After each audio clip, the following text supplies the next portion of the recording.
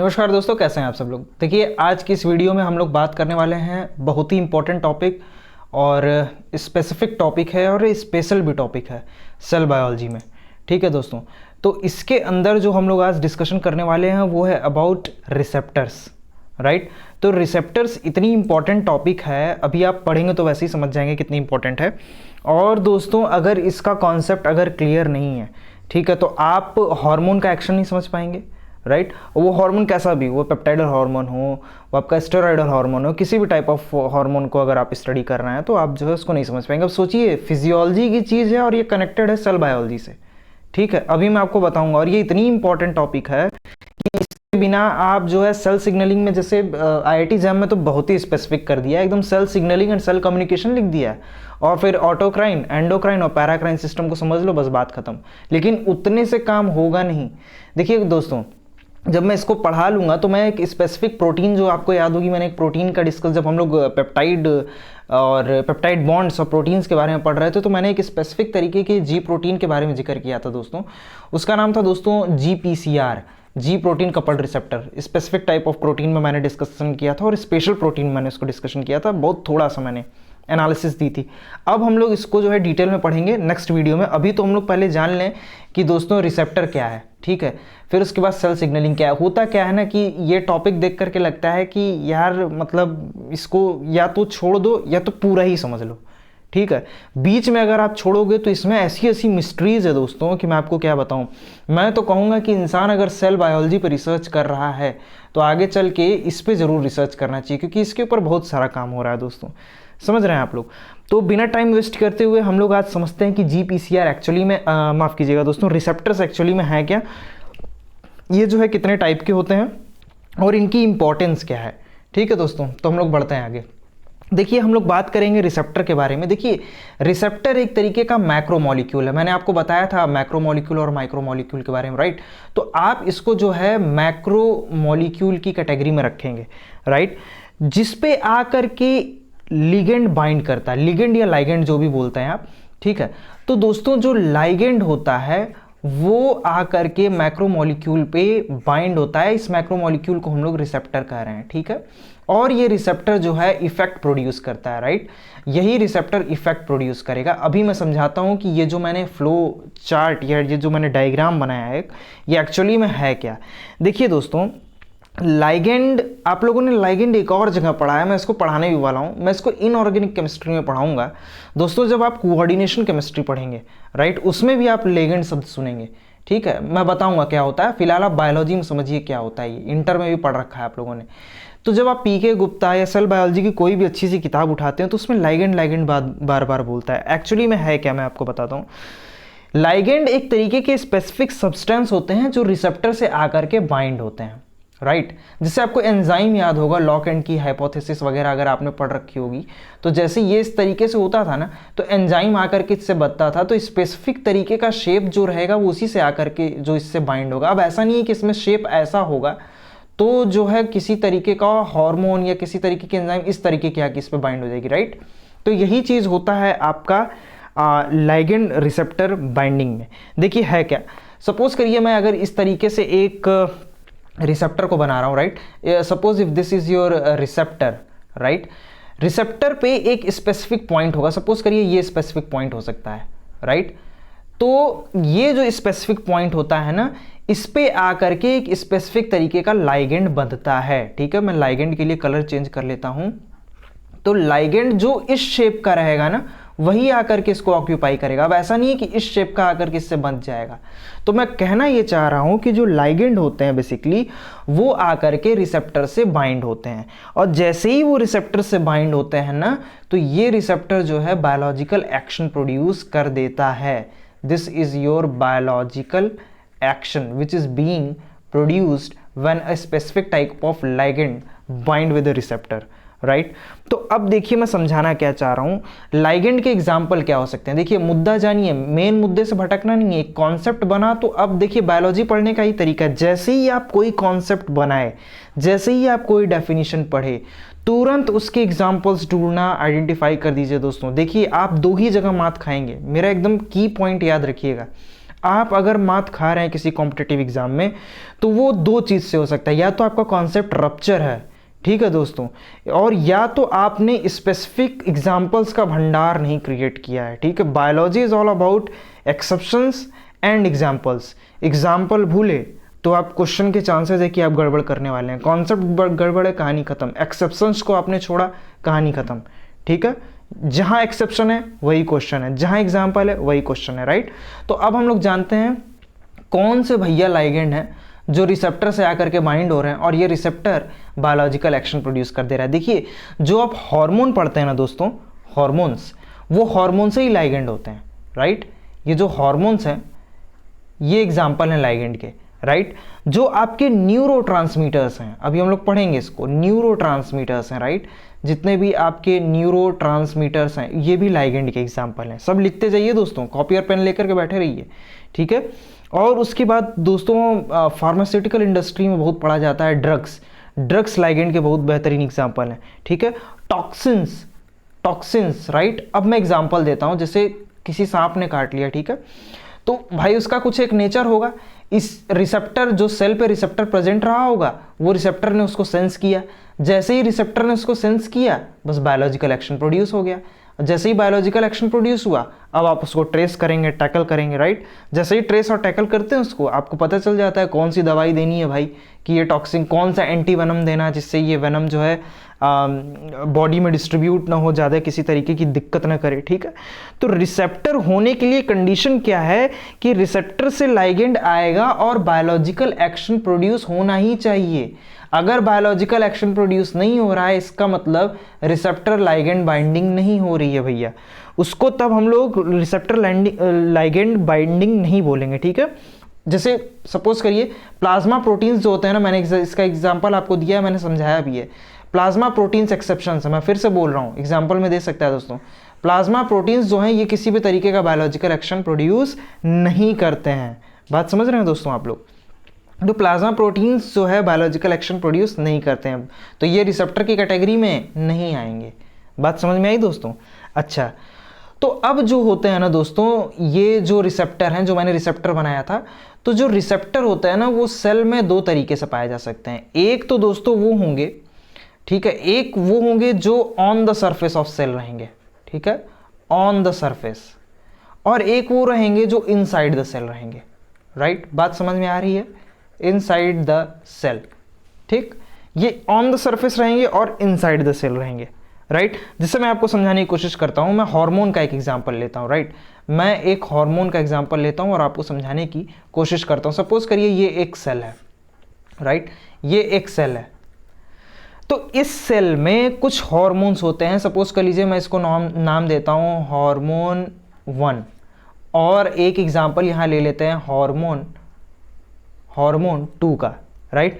तो एक हार्मोन जो होते हैं ना, जो कि सपोज कर लीजिए लार्ज पेप्टाइड है, ठीक है, आपको पता है ना हार्मोन्स पेप्टाइड के भी बने होते हैं। तो जो लार्ज पेप्टाइड के होते हैं, जिनका सपोज कर लीजिए मॉलिक्यूलर वेट जो है वो ज़्यादा है, मॉलिक्यूलर वेट बहुत ही ज़्यादा है, राइट, लार्ज मॉलिक्यूलर वेट है, और फिर वो इनसॉल्युबल हैं लिपिड में। चलिए मैं इसको भी लिख देता हूँ, लिपिड में इनसॉल्युबल है, राइट। तो इनका जो रिसेप्टर होगा ना दोस्तों, सपोज करिए मैं रिसेप्टर को इस तरीके से बना रहा हूं, तो इनका जो रिसेप्टर होगा ना दोस्तों, ये जो रिसेप्टर है, सपोज करिए इसका ये सेल है और इसका ये रिसेप्टर यहां पर है, तो इसका जो रिसेप्टर होगा दोस्तों, ये सरफेस पे होगा सेल के, राइट। हार्मोन 1 मैंने एक एग्जांपल लिया है जो कि पेप्टाइड का बना हुआ है, पेप्टाइड का लार्ज मॉलिक्यूलर वेट है, तो ऑब्वियस सी बात है दोस्तों, लिपिड इनसॉल्युबल होगा, वो सेल के अंदर नहीं होगा, सेल के बाहर ही होगा, राइट। तो इनका जो रिसेप्टर होता है ऐसे हार्मोन्स का, वो दोस्तों जो है सेल के सरफेस पे होता है, राइट। तो इसके एग्जाम्पल क्या हो सकते हैं दोस्तों? ऐसे हार्मोन जिनका जो रिसेप्टर होता है वो सेल के सरफेस पे होता है, इसका एग्जाम्पल क्या हो सकता है? तो बेस्ट एग्जाम्पल है दोस्तों जितने भी पेप्टाइडल हार्मोन है आपके, राइट, जितने भी पेप्टाइडल हार्मोन है। अरे भैया इंसुलिन वगैरह हो गया, अभी मैं पढ़ाऊंगा आपको। देखिए मैं आपको एक बात बता दे रहा हूं, अगर आप इस कॉन्सेप्ट को नहीं समझे, रिसेप्टर, सेल सिग्नलिंग, आप हार्मोन की 80% चीज़ें लॉस कर देंगे।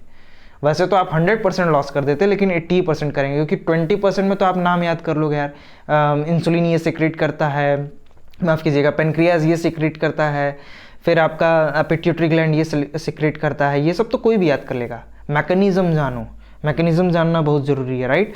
तो सेल सरफेस पे जो है पेप्टाइडल हार्मोन पाए जाएंगे जो कि लिपिड इनसॉल्युबल होंगे और लिगेंड वर्क करेगा इनके सरफेस पे। और इसके बेस्ट एग्जांपल क्या हो सकते हैं दोस्तों, पेप्टाइडल हार्मोन होगा और क्या होगा, जैसे दोस्तों डोपामाइन वगैरह हो गया, राइट। ये भी सेल सरफेस पे होता है। डोपामाइन किस कैटेगरी में आता है दोस्तों, कैटेकोलामाइंस। मैं जब CSIR नेट का जब क्लासेस लूँगा तो कैटेकोलामाइंस को अच्छे से आपको जो है एक्सप्लेन करूँगा, राइट। अच्छा दोस्तों, कुछ हार्मोन होते हैं जिनका रिसेप्टर जो होता है ना दोस्तों, तो वो जो है सेल के अंदर होता है। सपोज करिए मैंने इसको कैसे बनाऊँ, इसको इस तरीके से बना देता हूँ, राइट। क्योंकि मैंने इसका रिसेप्टर ऐसे बना दिया क्योंकि भाई लाइगेंड आएगा इस पर और इसी तरीके का लाइगेंड बाइंड करेगा इस पर। अब इसके अंदर आने के लिए कुछ गोला टाइप का होना चाहिए, तभी तो इसके अंदर आएगा, ठीक है। तो दोस्तों कुछ हार्मोन होते हैं जिनका जो है जो रिसेप्टर होता है वो सेल के अंदर पड़ा होता है, ठीक है। तो लाइगेंड डायरेक्टली अंदर घुस जाएगा और वहां पर अपना एक्शन दिखाएगा और यहां पर एक्शन प्रोड्यूस करने लगेगा, ठीक है। इसमें एक्शन बाहर प्रोड्यूस करेगा, राइट। तो होता क्या है, ऐसे कंडीशंस में जिनका रिसेप्टर्स अंदर होता है, ऐसे हार्मोन्स जिनका रिसेप्टर अंदर होता है, ठीक है दोस्तों, तो ऐसे रिसेप्टर्स को हम लोग नाम देते हैं दोस्तों लिपिड सॉल्युबल। पहली बात तो दोस्तों वो लिपिड सॉल्युबल होंगे, राइट। सेल के अंदर चला गया भाई, लिपिड सॉल्युबल होगा, क्योंकि सेल मेम्ब्रेन में भी आपको पढ़ाऊंगा तो बता दूंगा। और दोस्तों होता क्या है कि ये ज़्यादा मॉलिक्यूलर वेट का था, तो ये जो है लो मॉलिक्यूलर वेट का होगा, राइट। इसकी मॉलिक्यूलर वेट जो है ज़्यादा कम होगी, ठीक है, और ये इसके अंदर सॉल्युबल होगा। अच्छा दोस्तों, मैं फिर से रिवाइज करा दूं, मैं इसलिए इसको धीरे धीरे पढ़ा रहा हूं और मैंने इसको इसीलिए स्पेशल लेक्चर में डाला हुआ है। मैं आपको पहले ही बता चुका था जब मैं जैम का सिलेबस बता रहा था, कुछ लेक्चर्स स्पेशल टॉपिक्स में आएंगे जिसको मैंने एकदम स्टार मार्क बना के बोला था, किसी भी कीमत पे मत छोड़िएगा, बहुत इंपॉर्टेंट है, इससे सवाल आने ही आने। अरे भैया GPCR से आएगा, सेल सिग्नलिंग से आएगा। आइए रिपीट कर देता हूँ एक बार। मैंने लाइगेंड और रिसेप्टर समझाया। लाइगेंड वो स्पेसिफिक सब्सटेंस होते हैं जो कि रिसेप्टर से आकर के बाइंड करते हैं, राइट। लाइगेंड आया आपका, ये आपका लाइगेंड आया और ये रिसेप्टर से बाइंड कर गया। तो मैंने एक लाइगेंड का एग्जांपल लिया, सपोज कर लीजिए उसका एक नाम ले लिया हार्मोन 1। उसका रिसेप्टर जो है दोस्तों सरफेस पे प्रेजेंट होगा। सरफेस पे प्रेजेंट क्यों होगा, क्योंकि वो लिपिड इनसॉल्युबल है, उसका मॉलिक्यूलर वेट ज़्यादा है। सपोज करिए मैंने हार्मोन 2 लिया जिसका लो मॉलिक्यूलर वेट है और लिपिड सॉल्युबल है वो, तो उसका जो याद रखिएगा कैरेक्टरिस्टिक, वो हमेशा सेल के अंदर पाया जाएगा, राइट। जिसका मॉलिक्यूलर वेट लो है तो वो सेल के अंदर पाया जाएगा, ठीक। और जिसका मॉलिक्यूलर वेट ज़्यादा है वो सेल के ऊपर उसका रिसेप्टर पाया जाएगा। चलो भाई बहुत अच्छा, ये तो हो गया। अब हम लोग पढ़ते हैं कि इस बेसिस पे अब देखिए, अब मैं बहुत बेस्ट एग्जांपल्स देने जा रहा हूं जो कि एग्जाम में आ चुका है, तो इसको नोट करिएगा दोस्तों। तो जो अब रिसेप्टर होंगे ना, मैंने अभी आपको समझा दिया 2 चीज़ें। तो रिसेप्टर जो होंगे वो 2 तरीके से होंगे, present on surface of cell. कुछ ऐसे होंगे present on surface of cell, right, surface of cell जो सेल के ऊपर होंगे, और कुछ ऐसे होंगे जो present inside cell, right, present inside cell. बात समझ में आई। तो दोस्तों इसके एग्जांपल्स क्या हो सकते हैं, देखिए ये तो आपको पता चली गया, लिख लीजिए, वैसे मेरे साथ ही लिख लीजिए। ये लार्ज पेप्टाइड के होंगे, ठीक है, ये लार्ज पेप्टाइडल हो सकते हैं, और ये क्या होते हैं, स्मॉल मॉलिक्यूलर वेट के होते हैं, राइट, स्मॉल MW, ठीक। अच्छा एग्जाम्पल के लिए मैं पेन की कलर चेंज कर लेता हूँ।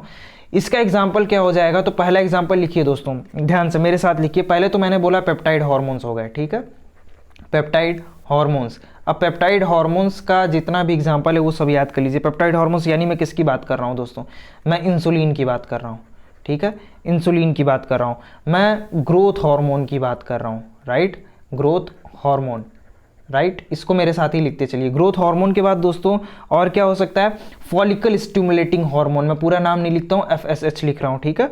फिर दोस्तों ल्यूटिनाइजिंग हार्मोन होता है LH। फिर दोस्तों थायराइड स्टिमुलेटिंग हार्मोन होता है। और कौन सा एग्जाम्पल हो सकता है इसका, वेरी गुड, यस, नाम याद करिए, प्रोलैक्टिन हो सकता है इसका एग्जाम्पल, राइट, प्रोलैक्टिन। और कुछ एग्जाम्पल्स, ये तो वो होगा जो पेप्टाइडल हैं, ठीक है, जिनका मॉलिक्यूलर वेट ज़्यादा होता है। इसके अलावा दोस्तों जो हाईली चार्ज होते हैं, ठीक है, हाईली चार्ज बोले तो जो कि पोलर होते हैं, हाईली चार्ज्ड का भी एग्जाम्पल लिख लीजिए आप, एग्जाम्पल 2 ऐसे डाल के मैं लिख देता हूँ, हाईली चार्ज। इसमें दोस्तों आपके कैटेकोलामाइंस, मैंने आपको बोला है कैटेकोलामाइंस भी हो सकते हैं, राइट। कैटेकोलामाइंस में बेस्ट एग्जाम्पल क्या हो सकता है दोस्तों, एपिनेफ्रिन, राइट। एपिनेफ्रिन इसका एग्जाम्पल हो सकता है, ठीक है। सब हार्मोन्स में पढ़ेंगे हम लोग, राइट। फिर उसके बाद दोस्तों नॉर एपिनेफ्रिन होता है, नॉर एपिनेफ्रिन, राइट। इसका एग्जाम्पल नॉर एपिनेफ्रिन हो सकता है। एसिटाइल कोलिन हो सकता है इसका example, acetyl choline is the best example. फिर 5 हाइड्रोक्सीट्रिप्टामीन एक एग्जाम्पल होता है। फिर दोस्तों हिस्टामीन एक एग्जाम्पल होता है, हिस्टामीन। फिर दोस्तों प्रोस्टाग्लैंडीन्स इसका एग्जाम्पल हो सकता है, प्रोस्टाग्लैंडीन्स, ठीक। अच्छा, अब कुछ जो होते हैं जो इनसाइड द सेल प्रेजेंट होते हैं, इसके तो एकदम आसान से एग्जाम्पल है दोस्तों, जितने भी स्टेरॉयडल हार्मोन हो गए आपके, स्टेरॉयडल हार्मोन्स हो गए आपके, स्टेरॉयडल हार्मोन्स, वो भी दोस्तों आपके इसके एग्जाम्पल हो जाएंगे, ठीक है। ये क्या होते हैं, तो ये जो है हाईली सॉल्युबल होते हैं, राइट। ये जो है दोस्तों हाईली सॉल्युबल होते हैं। इसके एग्जाम्पल क्या हो जाएंगे स्टेरॉयडल में, अगर आपको नाम नहीं आते तो मैं बता दूं, टेस्टोस्टेरॉन हो जाएगा, ठीक है। टेस्टोस्टेरॉन मेल हार्मोन आपको पता ही होगा, ठीक है। Progesterone, right, progesterone. और क्या एग्जाम्पल हो सकता है दोस्तों, एस्ट्रोजन इसका एग्जाम्पल है, ठीक है। और क्या एग्जाम्पल हो सकता है दोस्तों, एल्डोस्टेरॉन, एल्डोस्टेरॉन इसका एग्जाम्पल हो सकता है। और क्या हो सकता है दोस्तों, विटामिन डी, विटामिन डी। दोस्तों मैं विटामिन पे वीडियो रेडी कर रहा हूँ। विटामिन डी को हम लोग और क्या बोलते हैं, जरा इसका एक नाम होता है एक स्पेसिफिक, चलिए मैं बता देता हूँ, कॉलीकैल्सिफेरॉल नाम होता है इसका, ठीक है, CCF शॉर्ट में लिख दे रहा हूँ, ठीक है। और भी जितने होते हैं दोस्तों T3 T4, ये फिर रेटिनॉइड्स भी इसका एग्जाम्पल हो सकता है, राइट, स्टेरॉयडल हार्मोन का रेटिनॉइड्स, ठीक है दोस्तों। तो ये सारे एग्जांपल्स से दोस्तों जो मैं आपको बताना चाह रहा था रिसेप्टर पे। रिसेप्टर क्या हो सकता है कि सेल के सरफेस पे भी प्रेजेंट हो सकता है, और रिसेप्टर क्या हो सकता है कि इनसाइड द सेल भी प्रेजेंट हो सकता है, ठीक है। अब रिसेप्टर जो सरफेस पे प्रेजेंट होते हैं, एक ओवरव्यू दे दूं आप लोगों को। कुछ रिसेप्टर्स होते हैं दोस्तों जो कि आपके सरफेस, सेल के सरफेस पे प्रेजेंट होते हैं, राइट। मैं इसको मिटा देता हूं, ठीक। चलिए, कुछ रिसेप्टर्स होते हैं दोस्तों जो सरफेस पे प्रेजेंट होते हैं, उनमें से एक बेस्ट है जो दोस्तों, उसको हम लोग बोलते हैं serpentine receptors, right, serpentine receptors. अभी देखिए क्या है ये सरपेंटाइन रिसेप्टर्स, नाम से ही पता चल रहा है भाई इसका रिसेप्टर कुछ ऐसे ऐसे सांप की तरह होगा, ठीक है। जो सेल के सरफेस पे होते हैं, मैं उस रिसेप्टर के बारे में थोड़ा डिटेल में डिस्कशन करने जा रहा हूं, राइट, थोड़ा सा डिटेल में, ज्यादा नहीं, अभी मैं स्पेसिफिकली पढ़ाऊंगा इसको। तो देखिए दोस्तों होता क्या है कि रिसेप्टर एक तरीके का क्या है, प्रोटीन मॉलिक्यूल है, राइट। तो आप देखिए रिसेप्टर, ये जो सरपेंटाइन रिसेप्टर होता है ना, वो कुछ इस तरीके का होता है, ठीक है। 7 बार, 1 2 3 4 5 6 7, राइट। तो 7 बार इस तरीके से होता है सरपेंटाइन रिसेप्टर। और सरपेंटाइन रिसेप्टर दोस्तों, जैसे सपोज करिए कि ये इसका एक इफेक्टर डोमेन है, राइट। इफेक्टर डोमेन बोले तो जैसे सपोज करिए यहाँ पे लिगेंड है, अब लिगेंड का मतलब आप समझ चुके हैं, ठीक है। मैं लिगेंड को समझाता हूँ। कोई लिगेंड आया यहाँ पे बाइंड किया, ठीक है, तो ये इस तरीके से घूमा हुआ था, ठीक है। जैसे ही लिगेंड आया इसके ऊपर अटैच हुआ, तो ये रिसेप्टर जो है ना एक्टिव हो जाएगा। जैसे ही ये एक्टिव होगा तो ये जो इसका डोमेन है ना ऊपर वाला, ये ऐसे घूम के नीचे आ जाएगा, ठीक है। अब अंदर क्या क्या आता है, अंदर क्या क्या प्रोसेस होते हैं, मैं अभी आपको समझाता हूँ। देखिए, तो इसको हम लोग सरपेंटाइन रिसेप्टर बोलते हैं। बड़ा ही फेमस कुछ रिसेप्टर है दोस्तों, और ये आ जाएगा, ठीक है। ये 100% आना है। या फिर ये 7 बार पास कर रहा है, तो इसको हम लोग और क्या बोलेंगे, 7 पास रिसेप्टर्स, राइट। अब ये कॉन्सेप्ट आप लोगों को क्लियर हो गया होगा, ठीक। अच्छा, मैं कहना क्या चाह रहा हूं कि ये जो है, ये जो इसका इफेक्टर डोमेन है दोस्तों, जैसे ही लिगेंड है, सपोज करिए कोई हार्मोन आया, हार्मोन आकर के इससे बाइंड किया, और जैसे ही इससे बाइंड किया तो ये इसके अंदर इफेक्ट प्रोड्यूस किया। जैसे ही ये इफेक्ट प्रोड्यूस किया ना, तो ये अपने अंदर सटा लेता है तुरंत, किसको जानते हैं, अटैच कर लेता है मैग्नेट की तरह, अल्फा, ठीक है। अल्फा प्रोटीन को अटैच करा देता है, ठीक है। और अल्फा अपने साथ ना दोस्तों बीटा, ठीक है, ये सपोज कर लीजिए this is your beta, beta और गैमा को अपने साथ लेकर के चलती है, ठीक है। बीटा और गैमा, अल्फा जो होता है ना दोस्तों, वो अपने साथ, देखिए, तो इसीलिए ये जो, जैसे सपोज करिए हार्मोन आया, इसने इफेक्ट प्रोड्यूस किया, तो ये अल्फा प्रोटीन को अपनी तरफ अटैच कर ली। जैसे ही ये अल्फा प्रोटीन को अटैच की, वैसे ही बीटा और गैमा भी चले आए। तो दोस्तों ये 3 प्रोटीन है ना, ठीक है, ये 3 प्रोटीन है जो आकर के अटैच हुई है इससे। तो इसको हम लोग दोस्तों ट्राइमेरिक प्रोटीन भी बोलते हैं, राइट, ट्राइमेरिक प्रोटीन भी बोलते हैं, ठीक।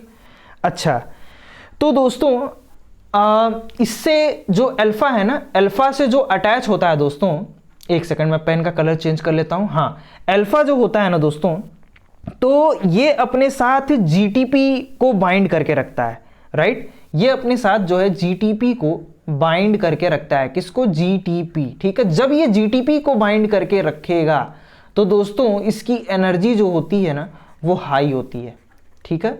अभी पूरा मैकेनिज्म मैं समझाऊंगा बाद में अभी ओवरव्यू जानिए, क्योंकि अभी आप ओवरव्यू नहीं जानेंगे तो डिटेल में नहीं समझ पाएंगे भैया। जो ये सर्पेंटाइन रिसेप्टर ना, मैं पूरा स्पेशल लेक्चर लूंगा, ठीक है, बहुत इंपॉर्टेंट है।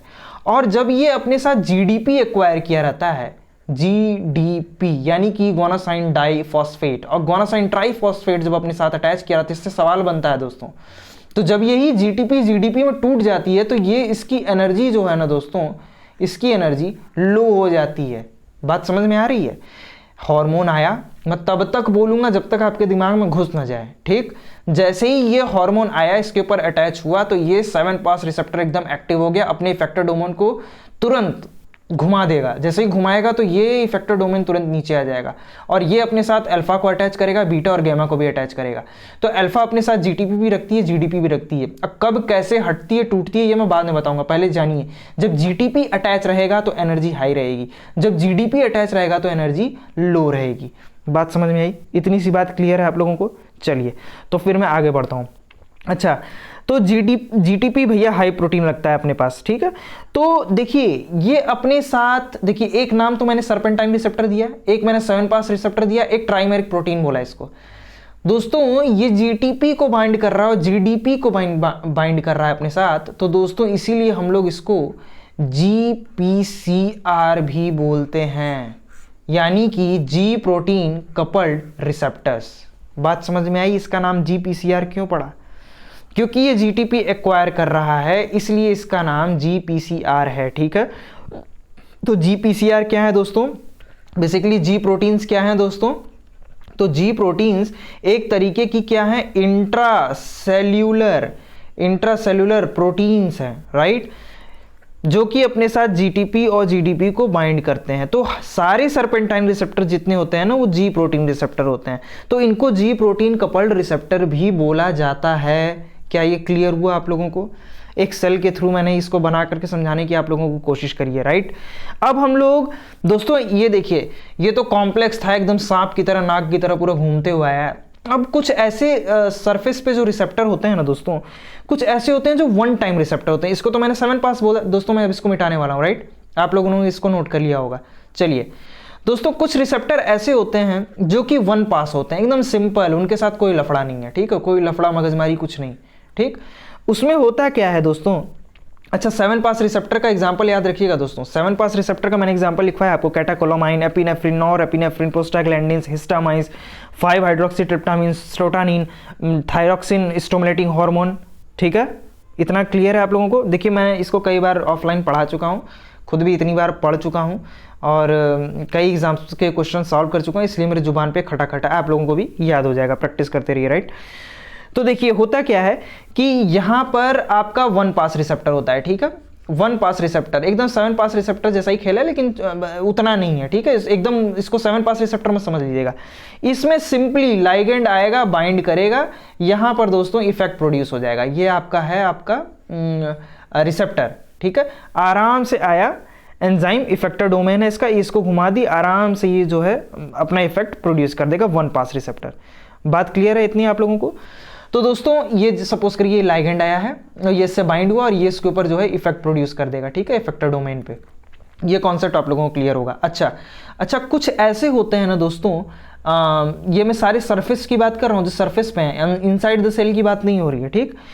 अच्छा, कुछ ऐसे रिसेप्टर होते हैं दोस्तों जो कि आयन चैनल्स की तरह होते हैं। जैसे सपोज करिए कि मैं इसको इस तरीके से बनाता हूँ, राइट, मैंने इसको इस तरीके से सेल को बनाया, तो कुछ दोस्तों आयन चैनल्स की तरह होते हैं। जैसे दोस्तों सपोज करिए मैं इस तरीके से बना रहा हूँ, ठीक है, बुक में भी आपको इस तरीके से मिल जाएगा, ये इस तरीके से है, 3D थोड़ा सा इसको समझ लीजिए। तो होता क्या है कि ये अपने पास ना, सपोज करिए कि ये इसका एक तरीके से ढक्कन है जो कि आकर के बंद होगा, राइट। होता क्या है कि कुछ आयन चैनल्स वोल्टेज से कंट्रोल होते हैं, ठीक है, लाइगेंड बाइंडिंग चैनल होते हैं और इस अलाउ करते हैं कि स्पेसिफिक सब्सटेंस कोई कब कैसे लीव करेगा, ठीक है। तो ये सपोज करिए लाइगेंड आया, ये लाइगेंड है, राइट, ये लाइगेंड आया और इसके ऊपर बाइंड करता है, ठीक है। तो ये चैनल जनरली क्लोज होते हैं, ये जो है ना ये बंद रहते हैं। जैसे ही लाइगेंड इससे अटैच होगा बस ये खुल जाएगा दोस्तों, ये अपना इफेक्ट प्रोड्यूस कर देगा और ये अपना एक्शन दिखाने लगता है इफेक्टर डोमेन में। बात ये क्लियर है आप लोगों को? कुछ था नहीं इसमें, बस मैं एक एग्जांपल देना चाह रहा हूं आपको कि जो आयन चैनल लिंक्ड होते हैं, मैं इसको डिटेल में पढ़ाऊंगा आप लोगों को। आयन डिटेल में तो ये सब नहीं पढ़ाऊंगा दोस्तों क्योंकि ये CSIR का है, लेकिन बेसिक्स दे दूं कि ये आ सकता है।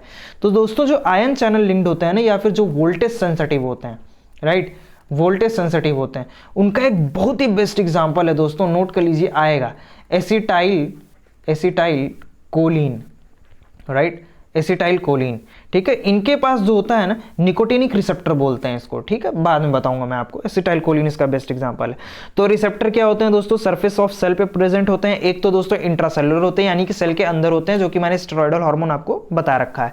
तो दोस्तों जो सरफेस ऑफ सेल पे होते हैं उनको सर्पेंटाइन रिसेप्टर बोलते हैं, या 7 पास रिसेप्टर, या फिर 1 पास रिसेप्टर हो सकते हैं, या फिर ion channel ligand operated ion channels हो सकते हैं। दोस्तों इतनी सी बात आप लोगों को क्लियर हो गई है? तो दोस्तों एक बार और इसको रिवाइंड करके देखिएगा, बार बार देखिएगा अगर आपको कुछ समझ में नहीं आया।